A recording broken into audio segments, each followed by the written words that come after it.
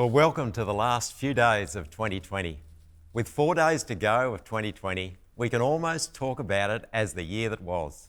It's been a year unparalleled in my lifetime, and unparalleled is just one of the many terms that have been used to refer to it. We've coined some new words this year and used some older ones much more. Words such as self-isolating, pandemic, quarantine, lockdown, curfew. Who would have ever thought we would have a curfew in this country?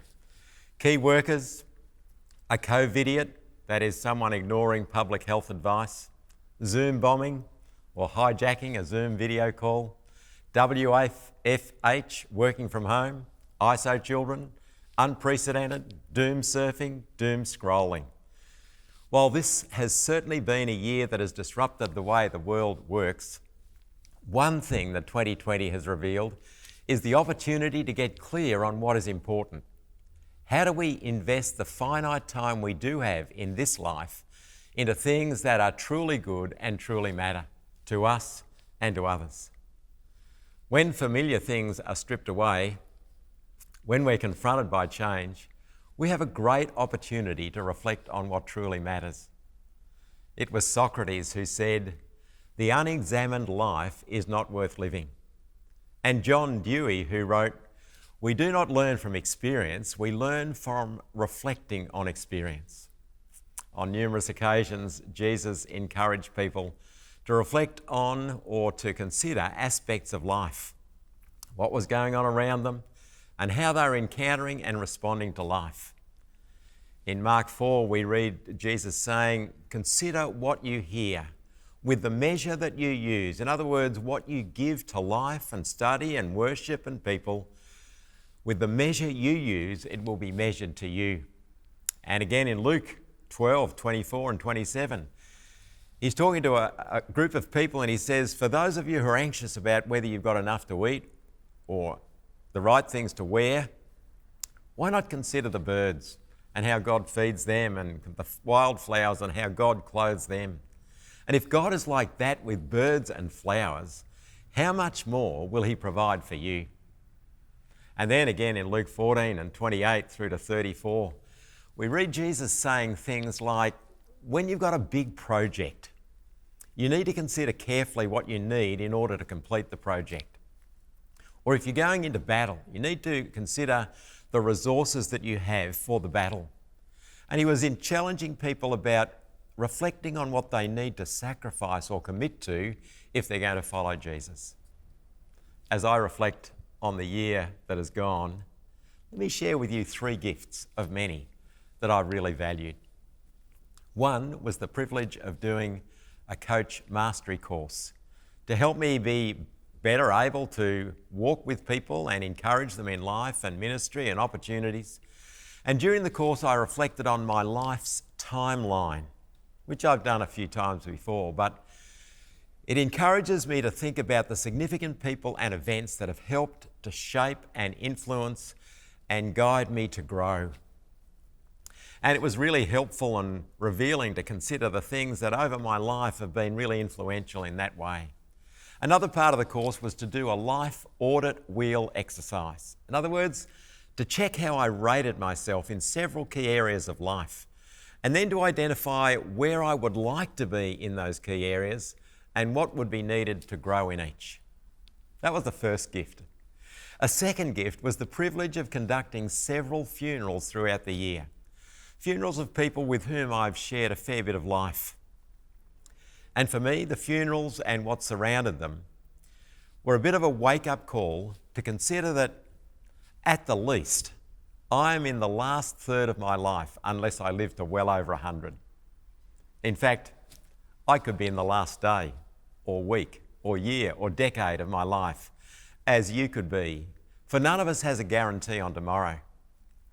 But aspects of these funerals reminded me of the things in life that really matter. Hearing spouses and children and grandchildren honouring the one who'd passed. Seeing 30 or 40 neighbours lining the street of Rob and Judy Anderson as we drove following the hearse up that street, to see the 30 or 40 neighbours lining the street to pay tribute. I challenged myself, would my neighbours do the same sort of thing?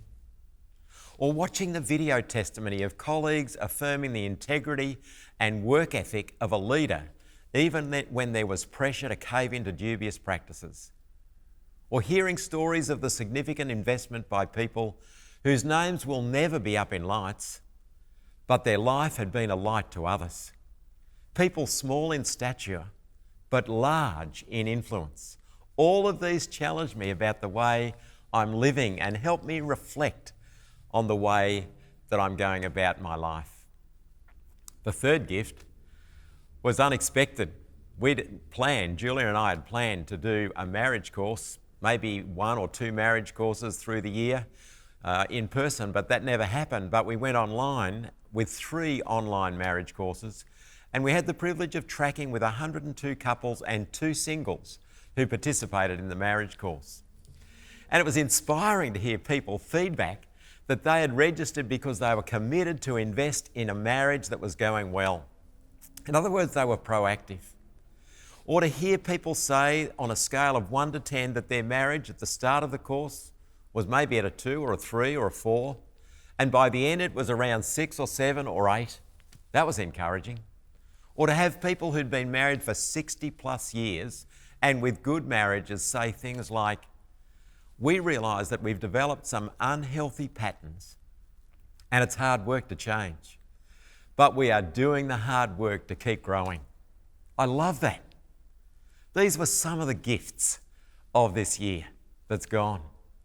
You know, back in 2012, an Australian palliative care nurse named Bronnie Ware wrote about the top 5 regrets of the dying. The themes and the patterns that she'd noticed about what people most regret about their lives, looking back when they're right at the end of their lives. Ware noticed these 5 things in particular. Firstly, I wish I'd had the courage to live a life true to myself, not the life others expected of me. Secondly, I wish I hadn't worked so hard. Thirdly, I wish I'd had the courage to express my feelings. Fourth, I wish I'd stayed in touch with my friends. And fifth, I wish that I had let myself be happier. It's interesting at the end of a life for people to reflect on their life. And we learn from reflecting on experience. Your past, good or bad, does not determine your future.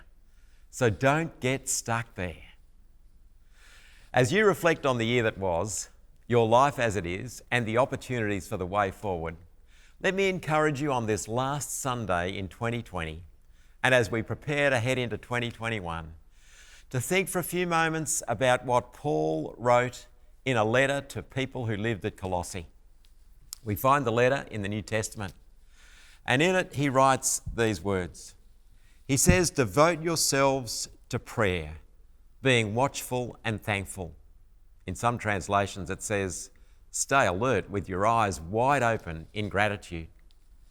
And pray for us, he says, that God may open a door for our message, so that we may proclaim the mystery of Christ, for which I'm in chains. Pray that I may proclaim it clearly as I should. Be wise in the way you act towards outsiders, and Paul's referring to those who don't yet know Jesus, and make the most of every opportunity. Let your conversation be always full of grace, seasoned with salt, so that you may know how to answer everyone. Let me highlight 3 things from this passage about ways to live as we reflect on the year that's gone and as we look forward. And Paul here says, make sure you live relationally with God and with others. He starts by saying, devote yourselves to prayer, not just as a prayer at the start of a day or the end of a day, but it's a way of saying walk closely with God, stay close and stay in touch with God, getting to know his character and capability. Keep your communication with him as a priority. Through each day, acknowledge his presence and chat things over. Being well acquainted with the voice, the nature and the ways of God will give us ways of identifying him even if he's doing something that we've not seen before. Staying in communication with God helps us see our lives and the world more as God sees them. No doubt you, like I, see our failings, but God sees us as a loved daughter or a loved son who has a future and a hope. You probably also see some accomplishments, but God sees our deeper self, the person behind all the activity, the person made in God's image. So live relationally, but he also implies through this passage, live relationally with others.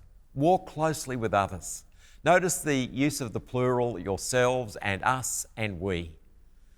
Relationships or friendships play a central role in our sense of well-being, whether positive or negative. In fact, the way we relate to others can have a massive impact on their well-being as well. Friendships are the virus of influence. They can breathe life into people and help them face challenges in ways that can be never done alone. Over the years, I've seen many people search until they find the right doctor, the right school, the right lawyer or accountant or coach or tradesperson. But when it comes to looking for the right friends, there's not the same diligence or commitment. Apart from family, our closest friends are one of the most significant keys to personal growth and fulfilment. We are hardwired to experience life in community, so don't skimp in this area.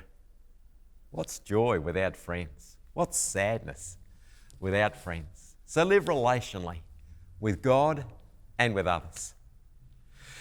A second way to live out of this passage, as more implied than explicit, is to live humbly.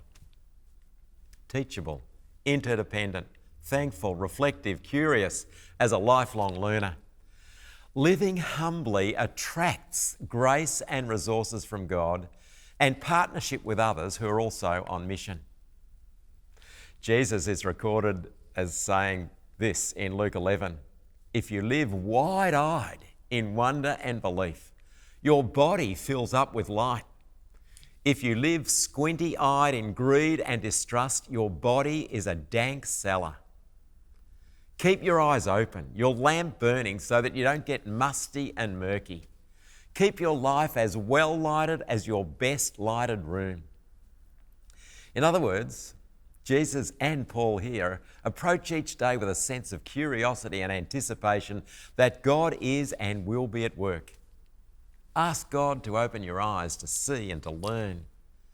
Even when the night is darkest, the storm is at its peak, and life overwhelming, like it has been at different times through this year, look carefully and patiently for Jesus' presence somewhere on the waves, or perhaps somewhere you're least expecting it.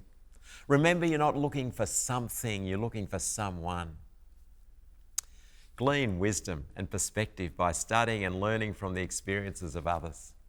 You know, oftentimes inspirational quotes on t-shirts and coffee mugs surround us with messages that focus on the future, and it can be easy to forget how important it is that we remember and learn from the past. Jesus Christ is the same yesterday, today, and forever. Knowing how he's worked and who he's revealed himself to be in the past provides invaluable clues for recognising him today and tomorrow. Be familiar with stories from history, both ancient and recent, from others' lives and your own, from organisations and groups including the ones you're in now. You know, the Old Testament recounts numerous occasions when leaders told the Israelites to build stone memorials just so they wouldn't forget God's faithfulness.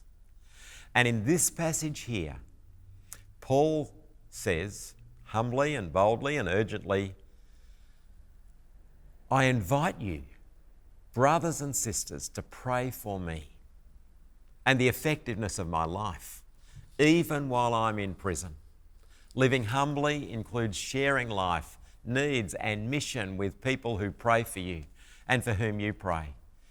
People who encourage you and whom you encourage. People who love you enough to be honest and invite you to be the same with them. Live relationally with God and others. Live humbly, interdependently on others, being there for them and allowing them to input into our lives as well. And thirdly, live questionably. Now, living questionably doesn't mean that we live dishonestly or unreliably or with little integrity. Rather, it's living in a way that causes people to ask questions. You know, everyone is being watched. You're being watched. And everyone has a brand. You have a brand, and so do I. When your name is mentioned to people who know you or who know of you, your name immediately brings aspects of your life to their mind. So live in a way that causes people to be inspired and curious. And what is it that causes people to ask questions? If you go through the whole of this letter of Colossians, you'll find Paul talking about when you live authentically and real, when you show grace and generosity and hospitality and kindness and gratitude, people are curious as to why. And he says here, live wisely in the way you act with those who don't yet know Jesus. Don't hide away. By the way you live and speak and work, win the respect of others. Add value and breathe life into others. You know, we carry the weather with us. We impact the temperature of a room when we enter it. See what Paul says here about conversation. He says it always ought to be drenched with grace. In other words, kind and courteous and actively listening and building up and treating people according to their need. He says conversation not only needs to be drenched with grace, but seasoned with salt. In other words, make it interesting as opposed to dull. Conversation that adds spice to a discussion by penetrating like salt does to deeper levels. And make sure conversation is tasteful and uplifting. No follower of Jesus should have a boring, insipid, tiresome, know-it-all monologue of his or her faith, but rather one that engages and listens and responds to questions and respectfully shares the Jesus story and the way Jesus' story has changed our story. Friends, God blesses us, and He's blessed us again this year, and especially as we've celebrated the arrival of Jesus at Christmas time. He's blessed us through the life, the death, the resurrection of Jesus. He's blessed us in order that we might be a blessing. And every day is an opportunity for us to partner with Jesus in His mission and to be a blessing to others. Even the dark days, even the days filled with pain and sadness, and as Paul talks here, even the days in prison. Elsewhere, Paul wrote, I want you to know that what has happened to me has served to advance the gospel. In other words, we were saying, make the most of every opportunity, even if it's while in prison. Do you start the day with a mindset like that? Here's a great prayer to pray at the start of a day. Lord, I know there is someone you want me to bless today.